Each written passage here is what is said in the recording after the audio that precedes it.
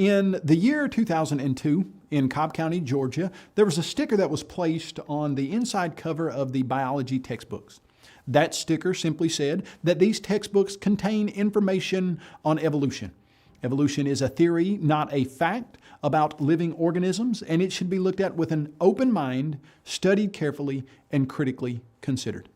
Do you know if you were to take the sentiments of that sticker and you were to look at the evidences for evolution with an open mind and you study them carefully and you critically consider them, what you would find is these evidences don't prove evolution at all. Here are 6 supposed evidences for evolution that simply are not good reasons to believe in evolution. Number 1, vestigial organs.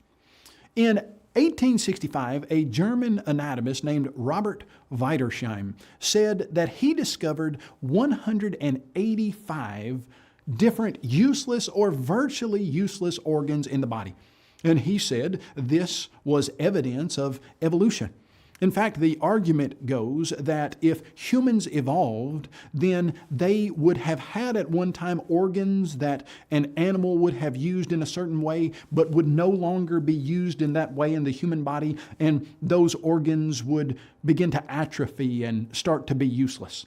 The problem with this vestigial organ idea is that there are 2 reasons it cannot prove evolution. Number 1, if you did have vestigial organs in your body, that wouldn't prove evolution. You see, evolution has to go from a single-celled organism to a human, and you don't need organs that are decaying and atrophying. You need evolution to produce new organs.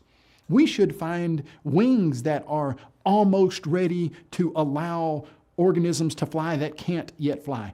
We should find new visionary optical connections in living organisms that don't have them. We should see things adding information, not losing genetic information. And the second problem with the vestigial organ argument is that 185 list of vestigial organs, it began to dwindle very rapidly. When we started looking more closely into them, and it became 180 and then 175. And then, do you know, as we look more into the body, we realize that those vestigial organs were very useful. Many of them extremely useful. Number 2, the idea of homology. We're told that similarity proves ancient ancestry. And what I simply mean by that is we're told that because humans have similar physical characteristics to certain animals, that proves that they evolved from animals. Well, similarity doesn't prove evolution at all. In fact, you could see things that are similar and you would realize that those similarities are often caused by a common designer. Suppose there were a supernatural intelligent designer and he created a world where many organisms would need to drink the same water, eat the same kinds of food, walk over the same types of terrain. What would happen? Well, obviously, he would use similarities, similar structures to accomplish his goals. Similarity doesn't prove common ancestry. In fact, similarity argues more for a common creator than anything else. Supposed evidence for evolution number 3, the fossil record. You know what we're told is that you can look into the fossil record and you can find proof that organisms evolved over millions of years. Supposedly we're told that you can find transformational organisms that prove this animal evolved into some other kind of animal. But if you were to take that seriously and you were to go to the fossil record, what you would find is that those transformational fossils are missing on a grand scale. In fact, evolutionist Mark Ridley stated that no real evolutionist, whether gradualist or punctuationist, uses the fossil record as evidence in favor of the theory of evolution as opposed to special creation. Now, why would he say that? Well, he would say that because when you look at the fossil record, you see organisms coming into the fossil record fully formed. You see a stage of stasis where they do not change, and then they go out of the fossil record without evolving into anything else, exactly as the creation model would predict. The fossil record does not prove evolution. Number 4, the idea of mutations. We're told that mutations prove you could get a certain single-celled organism to mutate over multiplied millions of years and bring about new information on a grand scale that, given enough time, you could get a human being. What's the problem with that line of reasoning? The problem is that mutations don't give us new information. Mutations can only take information that is already available and cause it to decay. Mutations are an example of a loss of genetic information. Let me give you an example. For the last 100 years or more now, scientists have been studying fruit flies.